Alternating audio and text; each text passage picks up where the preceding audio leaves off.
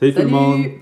En faisant la recherche sur ce sujet-là, Oui, un sujet assez complexe. on est surtout tombé sur des approches critiques qui mettaient de l'avant la mauvaise représentation féminine. On a eu envie de prendre l'approche inverse puis de mettre de l'avant des exemples de bonne représentation. Ouais, donc même si vous n'avez pas vu les œuvres en question, restez avec nous, on pense que c'est vraiment une vidéo qui peut profiter à tout le monde. On y va dans 3, 2, 1...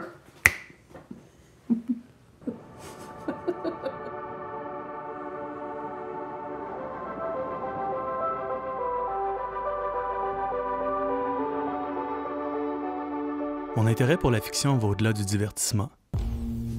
Comme disait John Delian, nous nous racontons des histoires afin de vivre. Une histoire ne peut exister sans ses personnages. En fait, une histoire est ses personnages.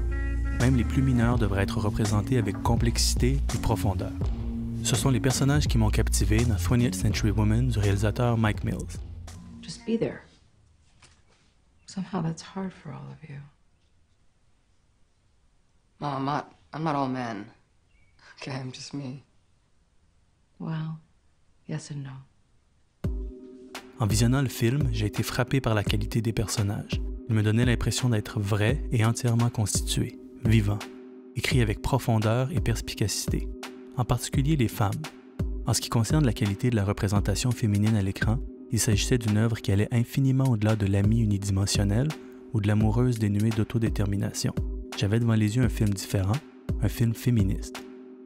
Mike Mills est marié à une féministe notoire, l'artiste, écrivaine et cinéaste Miranda July, dont l'œuvre contient une abondance de personnages hors normes.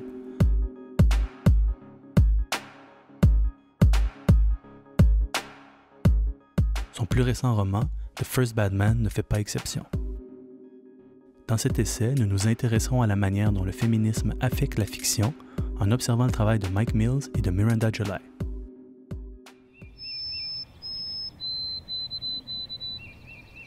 Don't you need a man to raise a man? No, I don't think so. Voici en gros la prémisse de 20th Century Woman de Mike Mills. Partiellement autobiographique, le film raconte l'histoire de Dorothea, la cinquantaine, qui élève seule son fils Jamie dans la Californie des années 70. Bien que le récit soit inspiré par les expériences vécues par Mike Mills pendant son adolescence, son alter ego, le personnage de Jamie, n'est pas le sujet principal du film. The son's a vehicle to see the mother and the other women, to see the Greta Gerwig character and the Elle character. And he's like a catalyst. Things happen because of him, but he's not the protagonist. Les autres personnages féminins sont Abby et Julie, joués par Greta Gerwig et Elle Fanning. Les performances offertes dans le film sont très nuancées, celle d'Annette Bening en particulier. Le choix de Mike Mills de donner à chacun de ses personnages un monologue biographique en voix off est particulièrement astucieux. Il permet au spectateur d'accéder à l'intériorité des protagonistes. It's 1979. I'm 55 years old. This is what my son believes in. These people, with this hair and these clothes, making these gestures, making these sounds.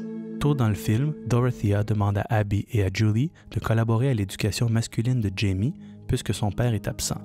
Dans les premières versions du scénario, le père était présent, mais il en a été retiré après que Mike Mills ait discuté avec Miranda July qui lui aurait dit « C'est banal, ça transforme ton film sur les femmes en un film sur un homme. » Au départ, Mills trouve le commentaire de July brutal, mais il en vient éventuellement à réaliser qu'elle a peut-être raison.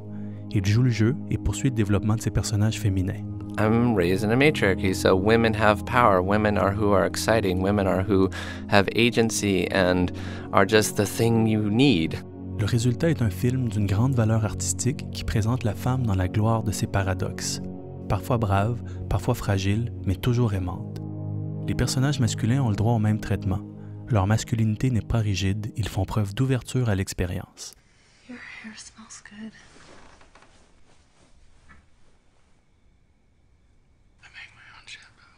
20th Century Woman démontre la possibilité pour les auteurs masculins de créer un cinéma dans lequel les femmes sont présentes et complètes, un cinéma émotif, intelligent et résolument féministe.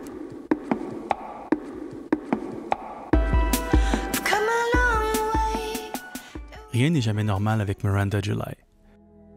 They came back and they petted me and I accidentally made the sound that means I am cat, which is belonging to you. Si certains lui reprochent parfois d'être original simplement pour être original, j'ai toujours trouvé que son refus d'opérer dans la normalité était une de ses plus grandes forces. Ces personnages hors normes capturent l'imaginaire parce que nous n'en avons jamais vu comme ceux-là auparavant. Voici le synopsis de son premier roman, The First Bad Man. Deux femmes complètement différentes sont forcées de cohabiter. Une est organisée, l'autre est chaotique. Au départ, la relation est complètement dysfonctionnelle. Après plusieurs altercations physiques étonnamment violentes, une forme de tolérance fait son apparition. L'une des femmes tombe involontairement enceinte après une aventure, le père n'étant pas dans le portrait, les deux femmes décident d'élever l'enfant ensemble. S'ensuit la formation d'une intimité érotique qui se transforme en un amour profond entre les deux femmes, puis d'un désintérêt et d'une rupture dans le cadre de laquelle la femme qui n'est pas la mère de l'enfant en vient à s'occuper de l'enfant de l'autre femme. C'est décrit en détail par l'imaginaire déjanté de Miranda July et c'est absolument fascinant. Interviewée par Carrie Brownstein pour le magazine Interview, elle parle de la manière dont elle a approché la dynamique des genres. Une grande partie du livre est axée autour d'un monde imaginaire, un monde dans lequel on ne serait pas assujetti à la notion de genre. Ça se passe dans la tête de personnages qui n'utiliseraient pas le mot genre ou ne penseraient pas en termes d'homo, d'hétéro ou de trans. J'ai donc essayé d'aller le plus loin que je pouvais sans jamais utiliser les termes politisants auxquels nous sommes habitués. Cette tentative d'explorer ces concepts de manière apolitique est ce qui profère au roman sa grande qualité artistique. C'est une expérience d'ouverture et d'imagination. Si le film de Mike Mills est une lettre d'amour à l'intention de la femme, le roman de Miranda July est une plongée dans l'imaginaire féminin et une plongée dans l'imaginaire humain en général. La représentation de la femme dans les œuvres de fiction est une préoccupation féministe depuis longtemps. Dink, meet Felix Leiter. Hello. Felix, say hello to Dink. Hi, Dink. Dink, say goodbye to Felix. Man talk.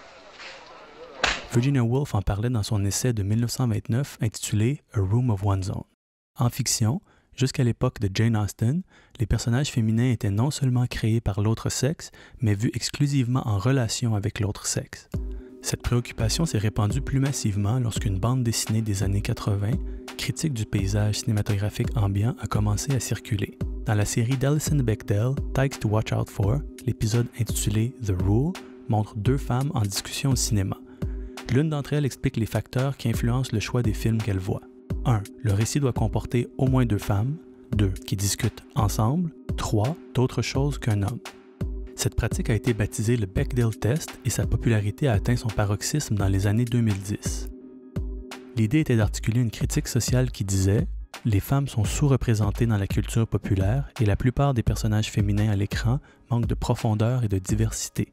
En d'autres mots, les femmes sont bien plus que les clichés habituellement ressassés. » Cela dit, le Bechdel Test n'est d'aucune façon un indicateur exact de la représentation de genre au cinéma, mais il inspire les cinéphiles à être critiques en ce qui concerne le type de contenu qu'ils consomment et encouragent. Et depuis, de nouvelles méthodologies sont constamment inventées pour analyser les données liées à la représentation des genres. Le but, avoir un débat davantage axé sur les faits que sur la rhétorique. Mais pourquoi est-ce important? Parce que la sous-représentation a des répercussions. L'auteur Julia T. Wood explique que cette perpétuelle distorsion nous porte à croire qu'il y a vraiment plus d'hommes que de femmes et que conséquemment, l'homme représente le standard culturel. Les points de vue limités sont nuisibles parce qu'ils perpétuent des stéréotypes et échouent à fournir des modèles féminins transformateurs. Mais de plus en plus, il est possible de voir des efforts faits dans le but d'arriver à une forme d'équilibre. Une place est faite aux exclus. Le résultat, des perspectives rafraîchissantes, des portraits riches et uniques, des histoires racontées différemment.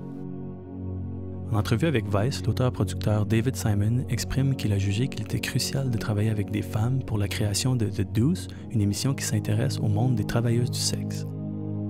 N'offrir qu'une interprétation masculine du sujet aurait été un désastre autant éthique qu'artistique. Et même si encore très peu de femmes sont en situation de prise de décision dans le système des studios, la lumière nouvellement jetée sur la notion de diversité au cinéma doit être considérée en tant que signe d'espoir et de changement.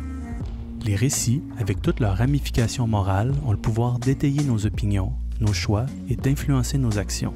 La recherche d'une diversité en ce qui concerne le point de vue ne peut que mieux nous renseigner sur l'expérience humaine. Si vous voulez nous encourager, abonnez-vous à notre chaîne YouTube, exprimez-vous dans la section commentaires ou encouragez-nous via Patreon. Oui, on se voit le mois prochain. Bye bye! Salut!